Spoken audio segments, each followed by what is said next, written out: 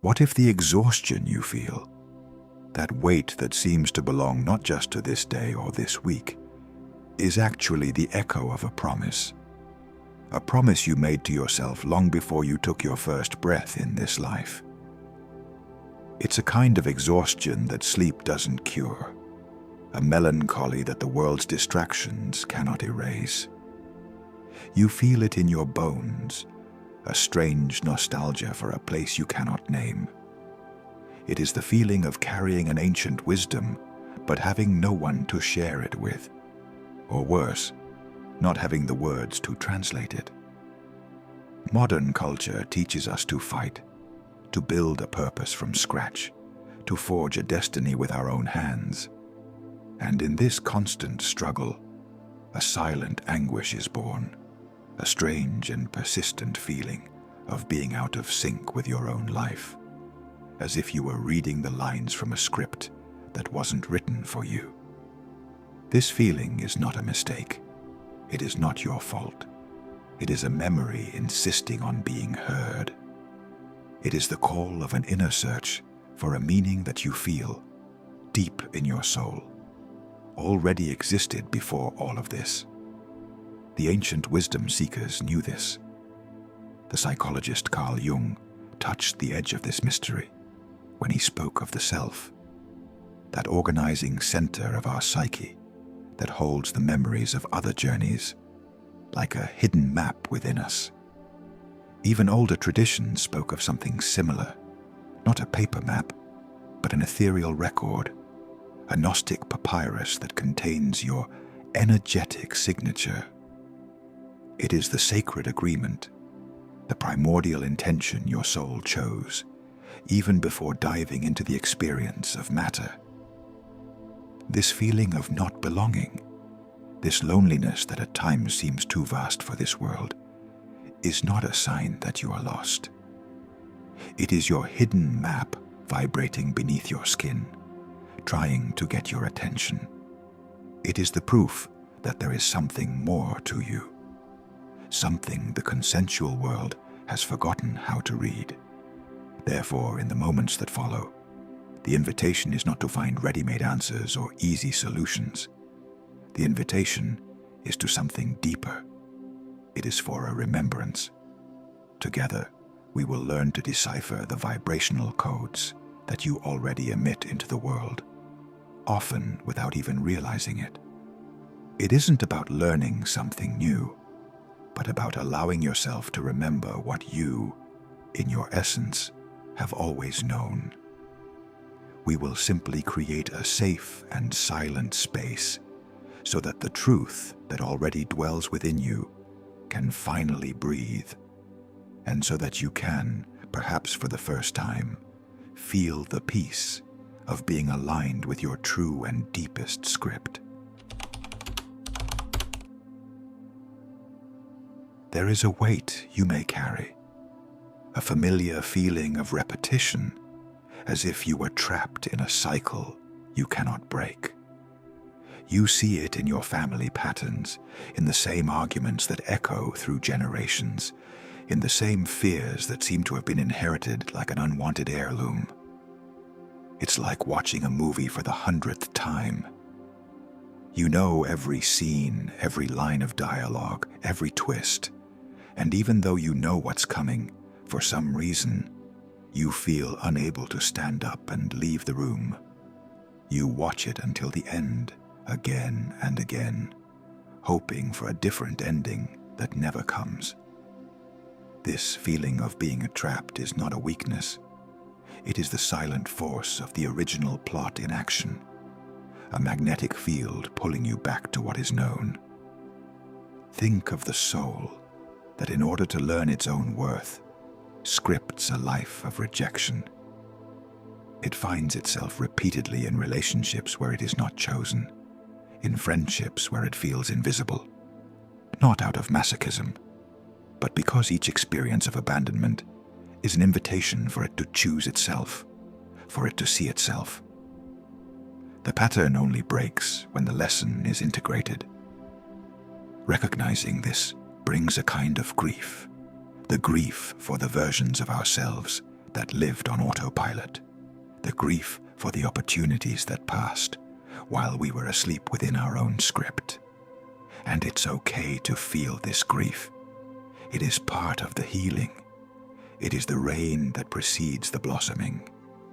Your internal system, for the sake of survival, has been programmed to seek what is known. The predictable, even if painful, releases a chemistry of safety in your brain, while the unknown, even if it is your own freedom, triggers anxiety. This is why we often unconsciously sabotage ourselves at the very moment a real change becomes possible. We retreat to the familiar script because the pain we know feels safer than the joy we have not yet experienced. It's not that you don't want to change. It's that a very old part of you is just trying to keep you safe, repeating what has always worked for survival, even if it no longer works for living. The script becomes a refuge, and freedom a threat. But herein lies the truth that can begin to set you free. The prenatal script is not a prison sentence. It is not a fixed, unchangeable text. Think of it instead as a living document, a plot that updates and recalibrates with every conscious choice you make in the present. You did not come to this world to simply obey a script. You came to remember that you are the scriptwriter. Like a film director who decides to revisit the deleted scenes, you have the power to rescue what was forgotten, to reintegrate lost parts of yourself, to give your story a deeper meaning, an ending that resonates with who you have become today. So, what would happen if for a moment you allowed yourself to take the pen back, without the pressure to create a masterpiece, without the need to write something spiritual or correct? Take a notebook and simply allow your hand to move. Let a question echo gently within you. What memory, what dream, what symbolic image keeps returning to you, like an insistent whisper? Do not try to analyze or understand it with your mind. Just welcome it onto the paper. This is the first step. It is an act of listening. It is the beginning of a dialogue with your own plot, a simple gesture to start rewriting the first word of a new paragraph. It is telling the universe, I am ready to participate in my own story. On the path of awakening, there is an invisible error, an idea that has spread as truth, that a high frequency is always good and a low frequency is always bad. This notion has transformed the law of vibration, a profound hermetic principle from the Kybalion, into a relentless pursuit of positive thinking, creating a subtle aversion to everything that seems dense or heavy within us. We have come to judge our own emotions, believing that sadness, fear, or anger are signs that we are vibrating wrong, that we are failing spiritually. This incessant search for the light creates what we call spiritual bypass. It is the tyranny of positivity, which forces us to put a smile on our pain, to suppress righteous anger, to deny necessary grief. We feel guilty for being human. We feel that we are failing in our spirituality if we are not happy and grateful all the time. But true spirituality is not about avoiding the darkness. It's about having the courage to light a candle within it. It's about integrating, not denying. Now, take a deep breath and consider this truth that might shock what you think you know. What if your soul, in its immense wisdom, deliberately chose to go through a denser state? What if the deep sadness you felt, or the loss that broke you, was the exact catalyst you programmed into your prenatal blueprint to trigger the most important vibrational leap of your life? Your pain, seen through this lens, ceases to be a sign of low frequency and becomes the necessary tension on a harp string. The harp may be tuned to low notes, in waves that seem low. But when that string is played at the right moment, in the right silence, it doesn't produce a sound of failure. It generates the deepest, truest harmony, the exact resonance your spirit needed to remember. So the invitation here is not to raise your vibration by force, but to honor it. You might want to explore what is called sound biofeedback, using binaural frequencies. But in doing so, change the intention.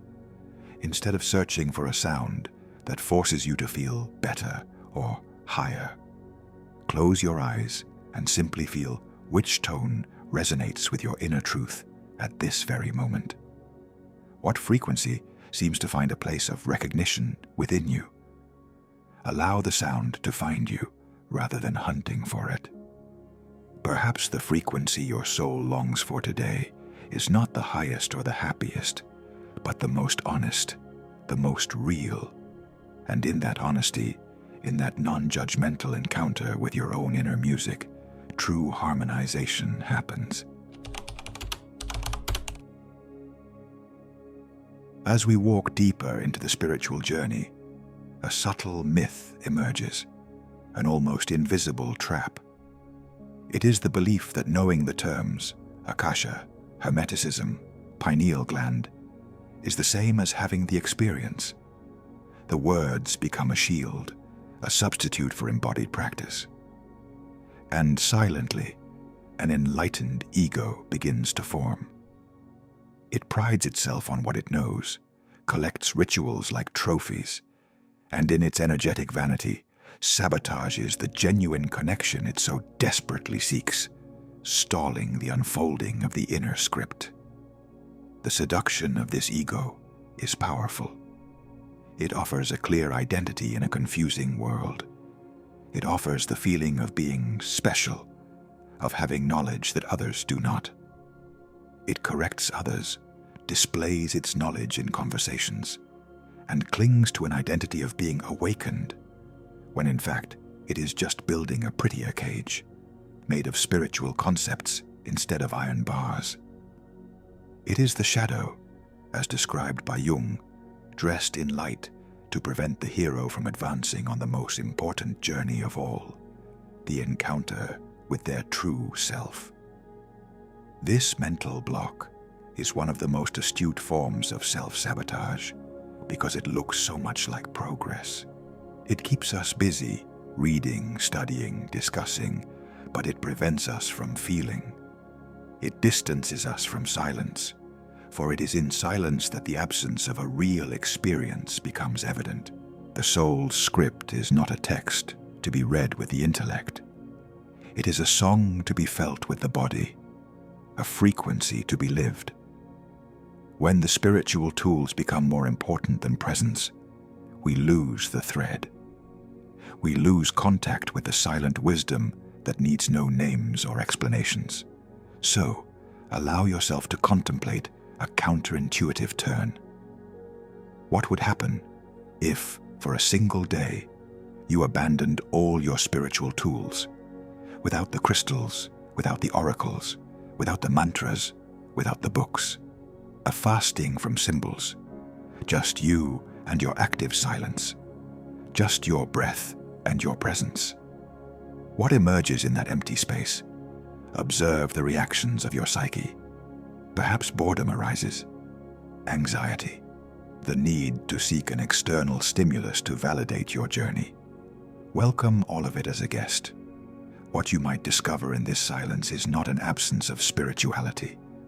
On the contrary, it is the pure presence of yourself, the sound of your own script, finally trying to be heard without any interference. It is finding the sacred in the ordinary, the truth in the void. Perhaps you have felt this before, an internal tension when trying to meditate to access your records, a feeling that synchronicities seem forced, as if you're trying too hard to find a meaning that remains out of reach. This frustration comes from the modern mind, which has been trained to conquer, to analyze, to extract data. We approach the sacred as a project to be managed, rather than a mystery to be lived. The ancient Hermetic vision offers us a different perspective. It describes the Akasha not as a distant celestial library, but as the primary ether, the living substance from which all things are born and to which all things return. It is the memory field of the universe itself, where every intention, every choice, every silent breath leaves an energetic impression. The Akasha is not something to be invaded. It is an ocean of consciousness to be felt. Here is the revelation that changes everything. It is not about reading a file about yourself, as if your soul were a document kept in a cosmic drawer. It is about feeling the resonance. The Akashic field is not passive. It actively responds to you. It reads your vibration, your openness, your honesty, and reverberates in response. The story of a person who, through a simple breathing pattern, and with no intention of accessing anything, suddenly felt the release of an ancestral trauma that manifested as chronic physical pain, reminds us of a profound truth. Access is not forced with the mind. It is permitted by the heart. It happens when we stop trying and simply start being. So, the invitation is to breathe. Just breathe, but with a different awareness. Let's do that now. Wherever you are, inhale deeply, imagining a golden liquid light gently entering through your nostrils, filling your body not with effort, but with acceptance. Feel this light descend down your throat, warm your chest, fill every cell with a sense of peace. Hold your breath for a moment without creating tension. Just a moment of stillness. And as you exhale, slowly, visualize this light transforming into a subtle film, a light film. Do not strive to see clear images or scenes from a past life. Instead, seek to feel. What is the sensation that emerges in this silence? What is the feeling that this light reveals? Perhaps it is a peace, a sadness, a longing. That feeling is the key. It is the resonance. It is the Akasha, responding to your silence with your own truth. There is a hidden dissonance, a silent contradiction that many seekers feel. The deep longing to see with the third eye, and at the same time, an unconscious fear of seeing the non-ordinary realities that this vision might reveal. We talk a lot about the calcification of the pineal gland by external toxins, but perhaps the most powerful calcification is that of fear. The fear of seeing that the world is not as we were told. The fear of the responsibility that comes with clear vision. And perhaps the greatest of all, the fear of the loneliness that can accompany those who see through the veil. The fear of being labeled as crazy or too sensitive by a world that does not understand. This subtle fear can close the curtain of perception more effectively than any physical factor. Modern science, cautiously, is beginning to touch the edges of this mystery, investigating the correlation between endogenous DMT, the so-called spirit molecule, which our own body can produce, and deep states of inner vision. This reminds us that the ability to see beyond the veil is not something we need to acquire from the outside.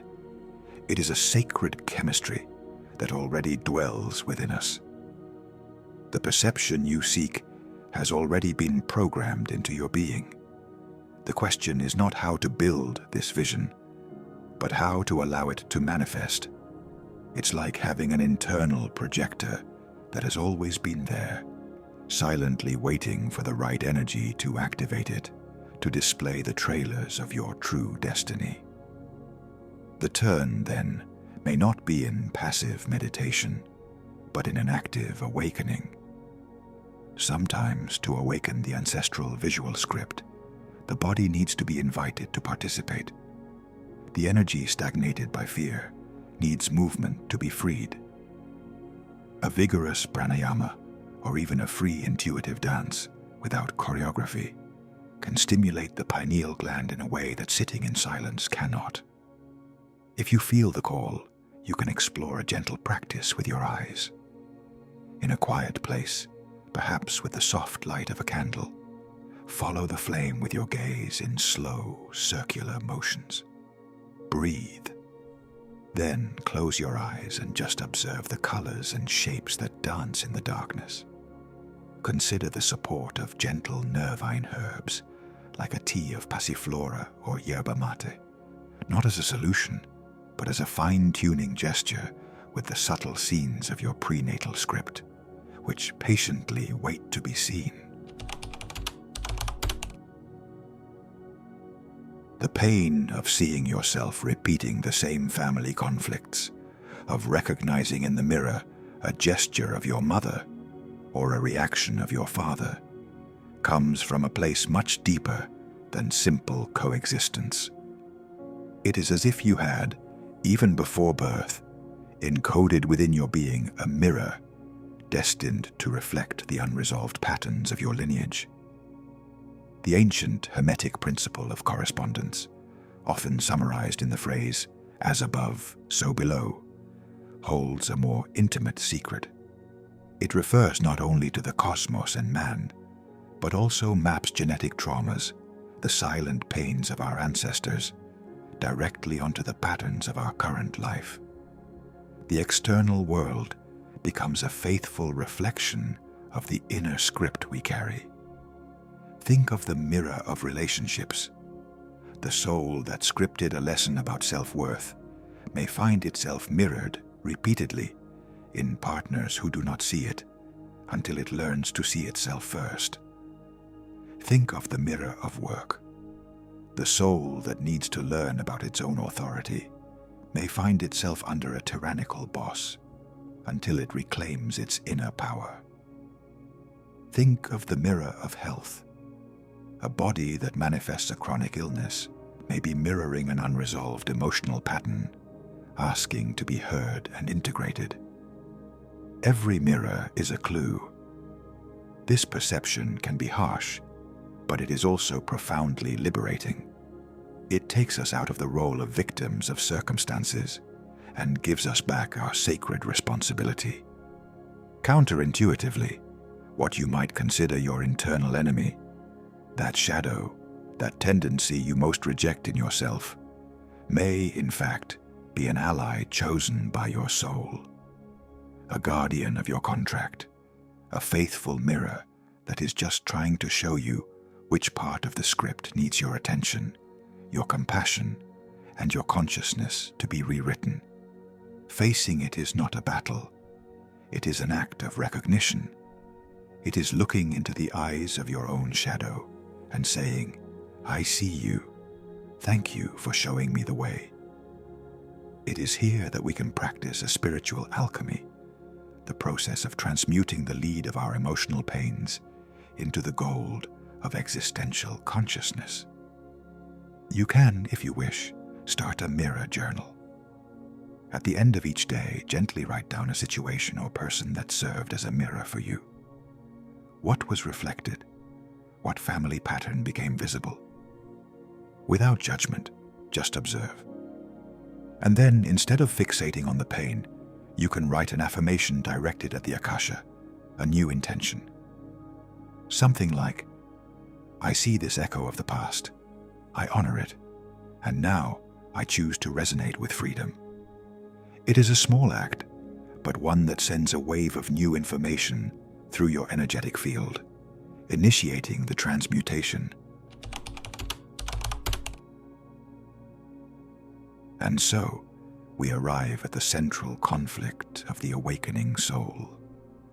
The feeling of being trapped between a seemingly predetermined destiny and the power of your own will.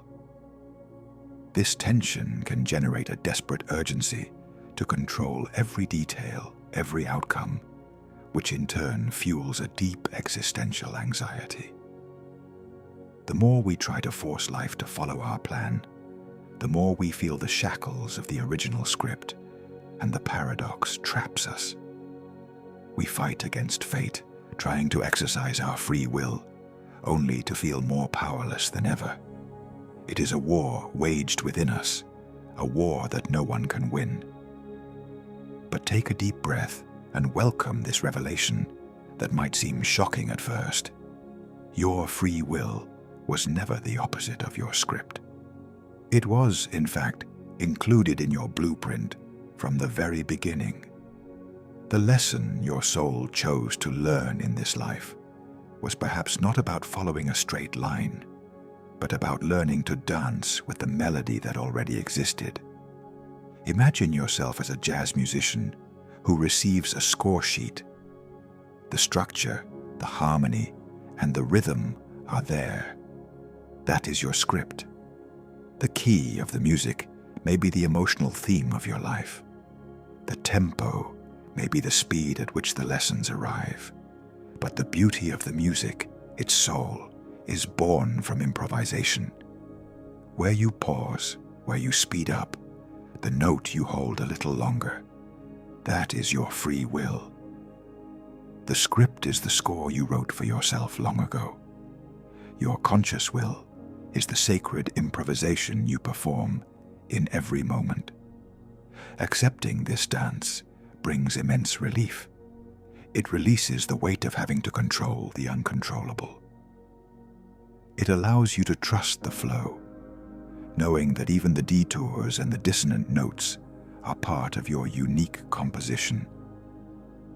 To connect with this truth, you can play with what we might call the bifurcation game. At the end of the day in your journal, identify a conscious decision you made. Write down the path you chose, and then, without judgment or regret, visualize and write about the alternative path, the other possibility. The goal is not to doubt yourself, but to recognize, in a tangible way, your power to co-create and recalibrate your script in real time. Every conscious choice, no matter how small, is a note of improvisation you add to your score. It is the recognition that you are not bound by the script. You are dancing with it. You always have been. And so, the Akashic Record reveals itself not as a sealed book of fate, but as a living bridge between destiny and conscious choice. It is an energetic fabric in constant resonance with your intentions, an ocean of consciousness that responds to every beat of your heart. The journey we have taken together today was not about learning a new technique or secret formula. It was an act of remembrance. It was about removing the layers of forgetfulness so you could feel what is already there. This entire journey was an act of confirmation, a validation for every time you felt different, every time you questioned reality, every time you sensed there was something more beneath the surface of the world. You are not going crazy. You are just remembering. What you feel is not fantasy. It is the memory beneath your doubt. You have felt this before, that subtle pull, that whisper in the silence, that feeling that there is more, so much more than the eyes can see. It wasn't your imagination. It was a memory. It was the remembrance of your own script, calling for your participation, for your dance, for your co-creation. The final invitation is for you to practice Akashic listening, to cultivate inner silence, not to demand answers, but to become sensitive enough to receive the subtle signals from your blueprint, which are always guiding you back home. Imagine Thoth, the ancient scribe of the universe, not just recording your past, but with his pen raised, waiting for your every new intention, offering you, in every moment, the power to rewrite your own sacred history. The power was never outside of you. The key was always you. If you understood the purpose and power of this message, write in the comments, "I understand." Feel free to share an experience or a moment from your life. After all, your experience could be the key that turns the page in someone else's script. To continue this journey of remembrance, we invite you to subscribe to the channel and like this video. If you are still here, you were always the author. You were just taught to forget you were holding the pen.